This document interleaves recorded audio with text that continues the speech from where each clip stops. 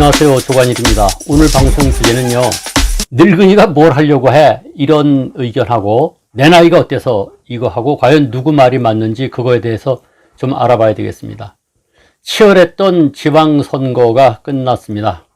정말 뭐 사력을 다해서 양쪽 진영, 물론 다른 당도 있습니다만은 싸움을 했는데 이긴 분들, 승리하신 분들에게는 축하를 보내고 또 패배하신 분들 그동안 고생 많으셨는데 힘을 내시기 바랍니다. 그건 그렇고요. 이번 선거 과정에서 어느 당의 대표급 되시는 분이 상대당의 후보를 향해서 그 사람이 70이 넘었다고 해서 70 된 사람이 새로운 걸 배우려고 하느냐 이래가지고 논란이 되니까 금방 또 사과하고 일단락 됐습니다만은 어쨌거나 여기서 우리가 한 가지 눈여겨봐야 될 게 있어요. 사실은 나이 들은 사람이 뭘 그걸 하려고 해. 이제 나이 좀 생각해야 돼. 욕심 내려놔. 이런 얘기 참 많이 듣지 않습니까? 늙은이가 주책이야. 과욕이야. 뭐 이런 얘기 듣죠.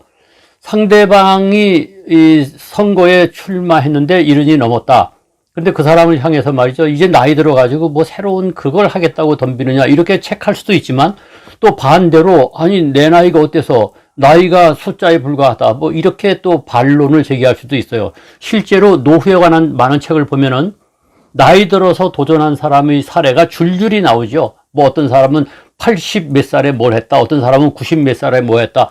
송해 선생님만 해도 그렇지 않습니까? 이렇게 나이 든 사람들이 자기의 역할을 제대로 하는 사례가 수없이 많이 나오죠. 그런 반면에 우리가 현실에서 뭘 좀 하려고 하면은 야, 이제 나이를 생각하라. 그 나이 들어서 뭘 주책스럽게 그걸 하려고 하느냐. 이런 또 평가를 받잖아요. 그럼 헷갈립니다. 과연 이게 어느 장단에 춤을 춰야 맞는 것인지 말이죠.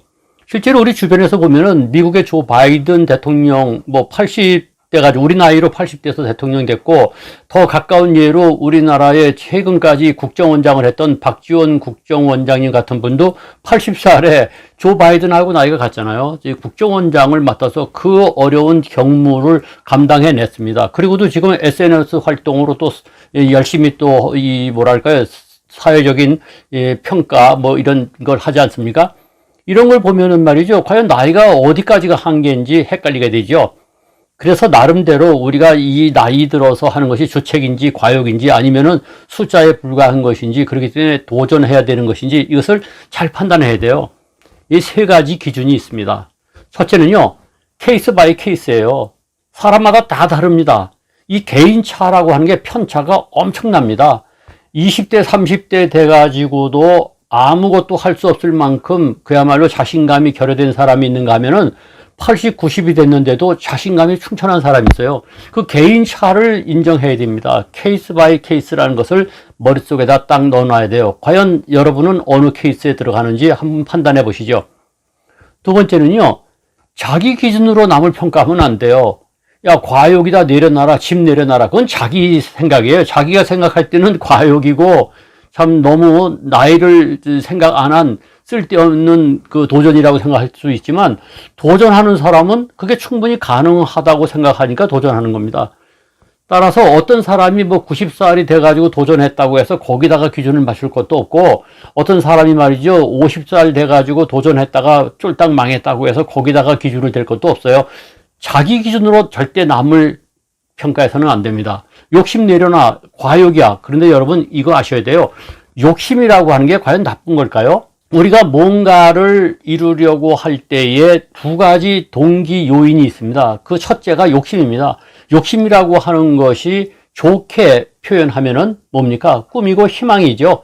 그리고 두 번째는 뭐냐면은 불안입니다. 불안이라고 하는 건 뭡니까? 불안해야만이 동력이 발동해가지고 앞으로 전진하게 되는 것이죠. 그래서 앞에서 끄는 것이 욕심이고 뒤에서 밀어주는 것이 불안입니다. 이것을 알아야 돼요. 따라서 과욕이라고 하는 것을 자기 기준으로 남을 평가하는 것은 절대로 해서는 안 됩니다. 이걸 알게 되면 함부로 도전하려고 하는 나이 든 사람한테 그렇게 하지 말라고 말할 수가 없죠. 그건 자기 판단일 뿐이에요. 세 번째는 그런 평가를 받는 사람의 입장에서 한번 생각을 정리해 볼 필요가 있습니다.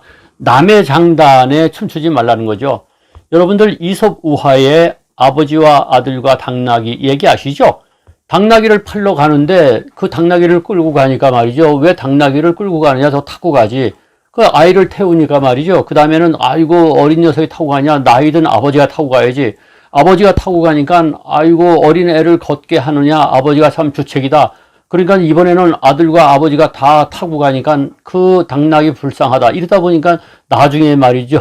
이것도 저것도 안 되고 당나귀를 강물에 빠뜨리지 않습니까?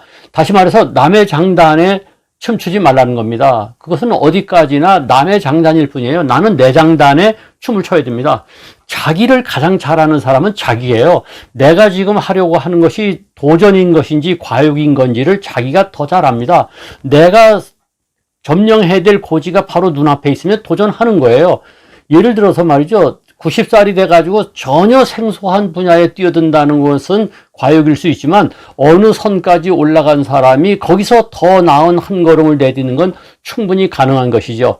따라서 남이 어떻게 평가할 것인가에 기울이 마시고 자기의 평가, 즉 냉철한 자아 성찰을 통해서 내가 할 수 있는 것인지 아닌지를 평가를 하고 도전할 것인지 내려놓을 것인지를 판단하시는 것이 맞습니다. 우리 옛날에 국민교육헌장이라고 하는 게 있었죠. 국민교육헌장에 아주 좋은 문구가 있어요. 타고난 저마다의 소질을 개발하고, 이런 얘기가 있죠. 사람마다 타고난 자기의 한계가 다르고 소질이 다릅니다. 그 한계와 소질을 냉정히 판단하고 이게 과연 늙은 사람으로서의 과욕인지 아니면 도전할 만한 거리인지를 판단하시고 하실 수 있으면 도전하셔야 됩니다. 왜냐? 도전했다가 실패하는 것 자체도 매우 소중한 경험이고 내 인생의 한계를 알았다는 것도 매우 소중한 겁니다. 따라서 조금 전에 말씀드린 세 가지, 케이스 바이 케이스라는 것. 두 번째, 자기 기준으로 남을 절대 평가하지 말라는 것. 세 번째는 남의 장단에 춤추지 마시라는 것. 그래서 도전할 것이 있으면 도전하시는 게 맞습니다. 어떻습니까? 이 동영상이 괜찮았으면 좋아요, 구독 눌러주시고 많이 공유해주세요.